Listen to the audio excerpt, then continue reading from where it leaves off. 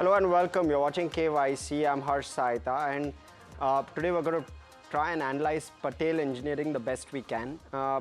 Now, in terms of what it does, I will get to, but what I want to know about Patel Engineering, firstly, an inward-looking company, domestic-facing, and builds infrastructure projects in India, and therefore it's interesting because very delinked from everything happening with regard to tariffs at this point.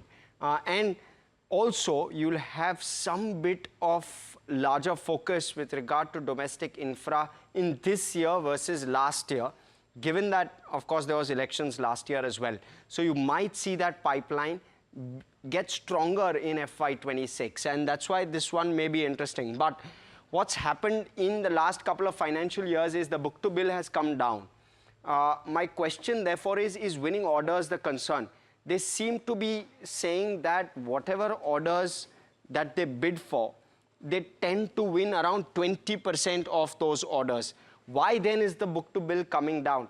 The book-to-bill is still very healthy, right? So nothing to be concerned from an absolute number perspective. But the fact that it's not growing is the concern. The other piece around book-to-bill is also the fact that they will have, as Anushi reminds me, they will have pumped storage as a big opportunity over the next year or two. So something again to keep in mind, how large is that opportunity and what's the likelihood of that translating to very solid order increases. So book-to-bill is the one key piece. The second one is there's been a sharp increase in both receivables as well as inventory. I want to know what is causing this increase and whether this can actually get reversed in the current year. Because this is the increase which has happened. It's more than doubled from 200 crore to over 500 crore just in FY25. So is this a temporary phenomena? And if the receivables were to get paid off in FY26, what are they going to be used for? Because it will be a large chunk of cash flow which will come, over 300 crore for a 3,500 odd crore market cap company. So something I want to again understand. Then the third piece is with regard to the capex plan. What is the pipeline with regard to capex and what's the outlook on debt? Because debt is half of the market cap currently, and I'm talking rough numbers here. So roughly half of the market cap is the debt number. Of course, there is the upside possibility of the debt going down as a result of receivables getting paid. But if that were not to be paid and if there is a capex plan in the pipeline, what's the outlook with regard to debt? Because it's not looking too good with regard to how the debt picture is shaping up. Now, opportunities for bidding in FY26, we spoke about pumped storage, but outside of that, what's the opportunity size like? Will they continue to do 20% in terms of wins versus whatever they bid for? And last off, how is competition shaping up? Is that at all a concern? And is margins therefore going to be a drag? Because we've seen the book-to-bill shrink, and therefore I want to understand whether competition is one of those concerns or not. So we'll try and dive into each of these points when we speak with the management. But first off, I want to try and talk about the company. Let me first start off. It's an age-old company, frankly. So it incorporated, founded in 1949, and it boasts the capability of doing large-scale projects, especially building of dams, and not too many companies can do such large-scale projects, and therefore this one becomes important in that sense. It's headquartered in Mumbai. It's a key player in civil engineering construction segment, and it's completed over 350 projects in that segment. It constructs heavy civil engineering works, dams, bridges, roads, industrial structures, piling works, tunnels, all of those, and therefore deals with a fairly large range in terms of what it can do. It has 48 ongoing projects currently across 15 states. And just in terms of, it has an international presence, but you know, it's not so large in terms of the international presence, largely domestic, at least at this point. Now let's talk about the segment-wise, because this is where it starts to get interesting and important. Look at hydroelectric, 66% is hydroelectric. Irrigation is just 23%. Tunnel work is just 8%, roads is just 2%, and then there is others. So a large chunk of it coming from these two, nearly 90%, is just from hydroelectric and irrigation. So that's where the focus area is of the company. Now, in terms of client-wise order book, now this again very key. Central and state is 95% of the order book, and therefore you will always see some level of inefficiency in the balance sheet or in the P&L when it comes to these projects, because it's central and state government, and therefore you will see inefficiencies here, and that's why you're likely seeing some of the concerns that I've highlighted around cash flow, etc. Likely is because of this reason. But that's how it is with regard to Patel Engineering. Let's look at the key metrics that we'll try and break down and talk about, and we'll have Anushi Vakharia just joining me in a minute or so. But let's look at the metrics. We'll start off with the income statement. We'll try and highlight how the income statement has shaped up over the last 3 years. We'll look at the order book, we'll look at the balance sheet, cash flow, thereafter the shareholding, the return ratio, street cred, and last off we'll try to cover valuations. So that's how we'll kind of go through and analyze this one. Let's start off with the income statement. Good morning, Anushi. Take us through the income statement. Tell us how it's shaped up. Right, Harsh. So it's an interesting piece that we are looking at in terms of where the income statement is. Now, FY25 just come out with their results. What we are looking at is a 12% of a growth for FY25. Again, the guidance given was for 10%. The management expects this 12% growth to continue for FY26. While if you talk about the margins, majorly have remained in the 14 to 15% of a range that we are looking at. So the question here would be, would there be further improvement in the margins that we are seeing, or would they sustain at the current levels that are there? It's net profit in the 3-year period that is interesting, seeing about a 56% of a CAGR growth, while 3-year revenue CAGR that we are looking at is in the range of 15%. So these are the key operational metrics that we are looking for the income statement. But let's also talk about the order book positioning that is there. You know, you started off with how the order book to bill ratio has come down. 5 times was kind of the book to bill ratio that we had seen for FY23, which went down to around 3 times that we are looking at. So your 20,000 crore of an order book in FY23 came down to the size of 15,000 crore of what we are seeing. Of course, we are excluding the L1 contracts over here, but this is the overall picture that we are seeing. 3-year growth of around 0.5%, while 5-year growth is of around 7%. Interesting would be the years of FY27 and FY26, wherein there is a lot of more opportunity in the pump storage projects that the company anticipates. So how the order inflow shape up is something that we should be keeping a track of. So Harsh, overall on the order book size and the income statement, that's what the picture that we are building on. But let's talk about the balance sheet, right? Yeah, the balance sheet, and this is an interesting one. I want to first look at how the equity and debt numbers in the balance sheet are lining up. Look at the equity share capital, it's at around 3,800 crore. Mind you, they've done 2 equity raises.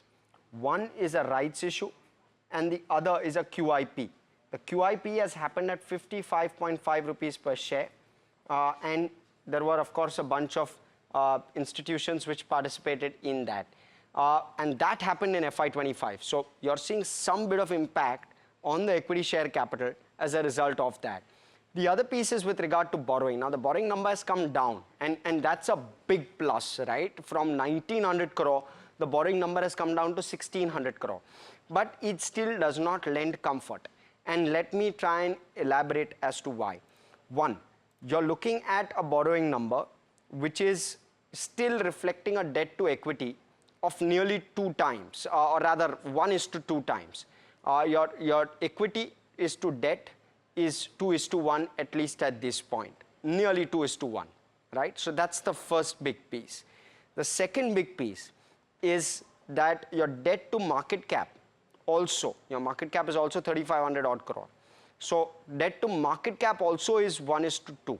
So your market cap is twice that, twice your debt level. So your debt level doesn't look too good. The third piece is with regard to interest cost to operating profit. Your interest cost is roughly 300 odd crore. Your operating profit is currently sitting at 750 odd crore. So 350 crore versus 750 crore odd, which is again 1:2. So you're looking at all these ratios where if a small compression were to happen in operating profit, you will see a large squeeze on your profitability because your interest cost will remain as is. And that's where a possible concern could arise. Last off, your debt to EBITDA, your cumulative debt to your EBITDA is 2:1. So it would take maybe 2 to 3 years of EBITDA to actually pay off your debt. But of course, your interest cost is so very, very high that it's going to take far longer. Your cash flows currently are around 350 crore. Your cumulative debt is around 1600 crore. Your cash flow from operations, pure play, it'll take us 4 to 5 years to fully pay off that debt. So which is where the possible concern is. Cash flows this year, of course, were a bit of a challenge, and I'll talk about cash flow in just a bit. It's clearly a thumbs down, because you look at your FY24 number, you look at your FY25 number, 360 crore cash flow from operations versus nearly 700 crore. No concern per se from a fundamental perspective, but please understand that your receivables going up and inventory going up is not healthy. So we'll have to understand whether this is actually going to continue to weigh down on cash flow from operations even going forward, or whether this is some temporary phenomena which will unwind very, very quickly in the next year. So we'll have to wait and watch for that. But even otherwise, when you're looking at your debt plus your cash flow, it's not looking like a very pretty picture overall. So something to keep in mind both from a balance sheet and a cash flow perspective. Anushi, you want to go ahead with return ratios? Yeah, just before I go ahead Please. with the return ratios, you talked about cash flows, you've given a clear picture. The interesting point would be to point out about the receivables also. You've seen a spike in the last 1-2 years or so. Yeah. So the question would be, a lot of dependency on the government side of the project. So how is that the key reason as to why we are seeing the spike in the receivables is something that we should be focusing on. But quickly walking through the return ratio numbers that we are seeing in the past 2 years, we've seen ROE coming down from the levels of 10% to 7%, but ROC mainly in the range of 14 to 15% of a number that we are looking at. So well, almost a neutral kind of a stance that we are building for the return ratios that we are seeing. So that's as to where the return ratios is panning out. So again, Harsh, what about the shareholding pattern now? Even this one is an interesting one. We've seen a pickup in the FII's number, but the other parameters. Yeah, and understandable, because you had a QIP as well in the last year. So it's likely that domestic institutions did pick up. But two things which stand out for me. One is your number of shareholders have gone up dramatically. FY23 end, there were 1.2 lakh shareholders. Currently, you're sitting at 4.5 lakh shareholders. In just 2 years, the number of shareholders has gone up, which is never a good sign. The second thing is with regard to your promoter holding. In FY22 end, your promoter holding was at 55%. Currently at 36%. So your promoters seem to be in some form or shape, directly or indirectly, diluting. They may not be selling stake. They may be doing it through a rights issue, which they may not be subscribing fully to, or a QIP, but they are diluting at this point. So you want to see as to whether that dilution continues or not. That's on the shareholding. But you want to take us through street cred? Yeah, just it's not been a great year or the last 6 months for the business in terms of where the stock performance is concerned. In the 6 months, we've seen about a 20% of a downtick in terms of where the stock price is concerned. Last 1 year, about 25%. But in the last 3 years, the returns have been fairly better. We're looking at more than 100% of a growth. So net, it's not been a great year for the business in terms of where the stock price is concerned, right? Yes, absolutely not. But the 3-year returns are fairly decent. Yeah. The 3-year returns, it's a doubler, which is a 24% return if you're holding the stock from FY22, from at the end of FY22, which is not bad at all, Anushi. So frankly, it's a bit mixed, and therefore we'll give this one a neutral.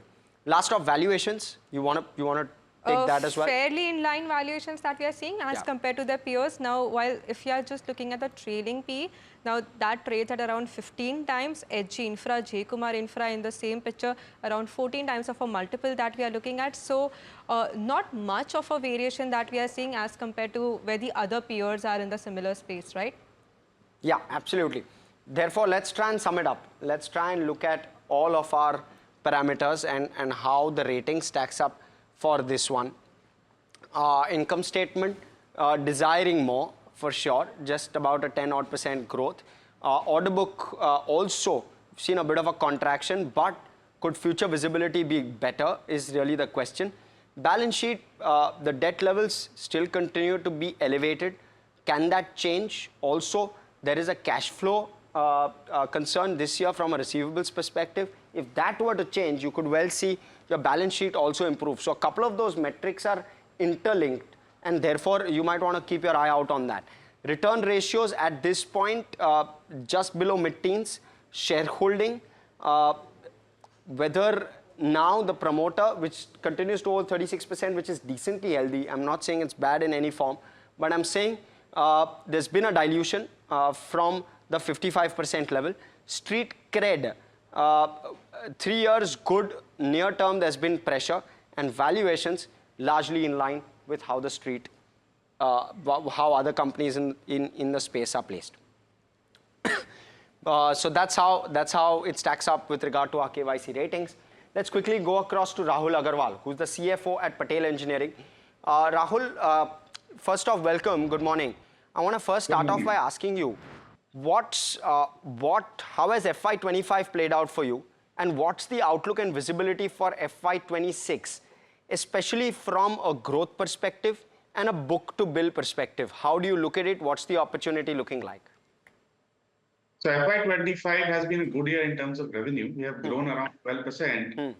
So we have pushed all projects and during the year and got good revenues and execution at all places.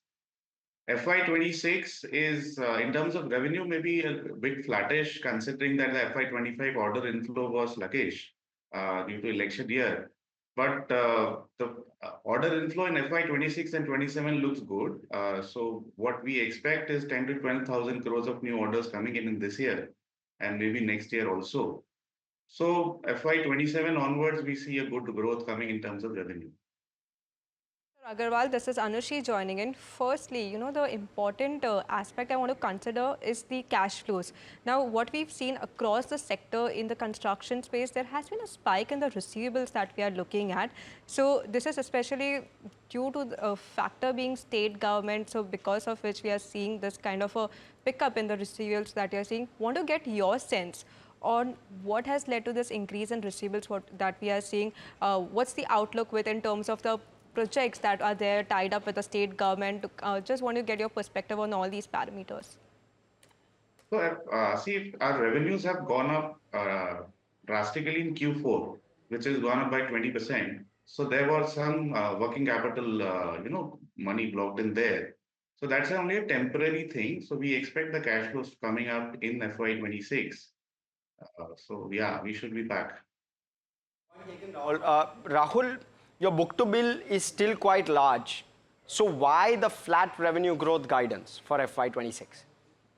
See, we are primarily into hydropower segment, 66% from the hydropower segment, which is a window of project cycle of around 5 years.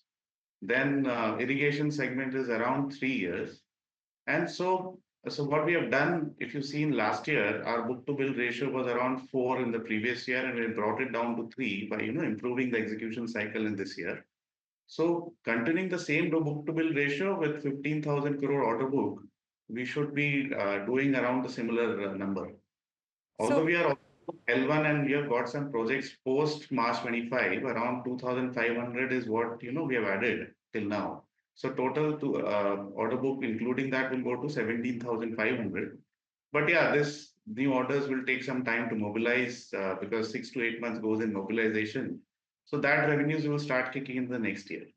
Point taken. And Rahul, with regard to this receivables, this large chunk of receivables which haven't come through in Q4, you're expecting that to come when? Q1, Q2, or maybe thereafter? See, so overall, there is not much increase in the receivable cycle. If you see my net working capital days is still somewhere around 110. So that has not increased drastically from the last year. But yeah, the revenues are also going up. So it should be in the similar range. But what we expect is next year onwards, cash flow should be better. So, Mr. Agarwal, considering this 15,000 crore of an order book that you have, For this year, how much will be executed? And just want to get a sense, like there has been, you've cited out more opportunities in the pump storage space. So with the new inflows coming in, would this be at better margins that we are seeing? Just give us a picture on firstly the kind of execution that there is, and would this be with better margins? So would this 14 to 15% of a mix that we are seeing in EBITDA margins, would that likely to sustain or see an improvement? The EBITDA margin would remain in similar range. What we expect is with the growing revenues, the interest costs may not go up, and so there could be a spike in the bottom line accordingly. Okay, Rahul. Rahul, how large is the opportunity therefore? What would your pipeline with regard to orders which you're going to bid for be like for FY26, FY27? What component of that is going to be pumped storage? So, see, the opportunity is huge. There is almost 30 gigawatt of work expected to come in for pump storage and also for hydropower, similar, size is there. It is about pick and choose what projects we'll choose. So we'll not bid obviously for everything. So we are looking to bid around 50 or 1,000 crores. So, and that's why we are targeting around 10,000 crore order inflow. Okay, so since we are seeing almost a flattish kind of a growth in terms of what you've guided for FY26, for FY27, can you provide us an outline in terms of what could the growth be, considering that you're seeing a huge pipeline in terms of new order inflows? Yeah, so that would be between 10 to 15%.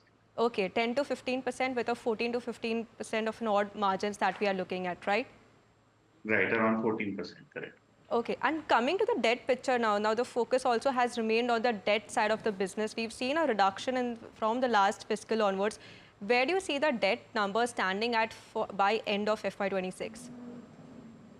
So we are not anticipating major increase in the debt. So there would be some working capital borrowing, but we'll probably pay some term debt also. So we should be around similar range.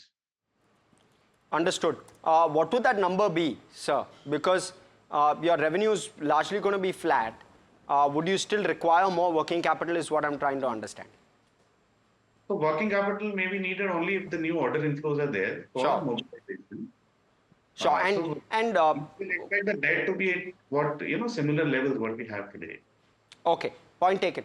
And with regard to how you're viewing the book to bill at this point, it's come off sharply from those elevated levels. Where does the book to bill go, and how large or how many projects are you going to bid for in the next year, and what's your success rate at this point like, and what's the anticipation with regard to success rate? Success rate is generally around between 18 to 20%. So yeah, we are expecting to get around 10,000 with a bidding of around 50,000 crores. Okay. So that is what we expect. And book to bill, because we are primarily into hydro PSP, which the project size will be for a cycle of 4 to 5 years. So the book to bill average will remain between 3.5 to 4. Okay, so 3 to 4 times is what we are seeing for the book to bill that is there. Just want to get your sense on these capex plans that you have now, considering more order inflows for the business, more opportunities in the hydroelectric space. What is the kind of capex that you project for FY26? So annually, our capex is between 150 to 200 crores. That may remain. Okay, so that is the kind of. Can you repeat the number that you said? 150 to 200. 150 to 200 crore is the number for the capex that we are looking at. In terms of the segment which is this, now segment mix, we are seeing about 66% odd or so of the mix from the hydropower segment. Would that sustain as a number as well going forward, or would we look at a higher percentage in terms of whether segmental revenues are concerned, contribution is concerned? See, in terms of hydropower, PSP, irrigation, and tunneling, these covered 90% of our order book. So that should continue. And sir, you do around 350 crore of free cash flow every year. So just broadly speaking, I'm just adding profit after tax and depreciation at this point to try and arrive at that number broadly. I know I'm not taking receivables, payables into account because you suggested that working capital will largely remain as is, or you'll borrow to fund that. What do you do with the balance? You're going to do 100 to around 150 odd crores of capex. What do you do with the balance 200? The capex would generally be funded through client advances. So, and whatever cash flow we generate, we will try to put in back in the business itself because there are a lot of opportunities coming in. Target return ratio, Rahul, that you're looking at, an ROE, ROC. So ROC is around 14, 15 right now. So that continue, and ROE would improve because we expect the profits to go up as the revenues goes up. Point taken. Thank you so much, Rahul, for joining us this morning and giving us this perspective. Completely out of time, so we're going to have to let you go. Thank you. Thank you. Anyway, so that's how kind of we sum this up. Patel Engineering on KYC.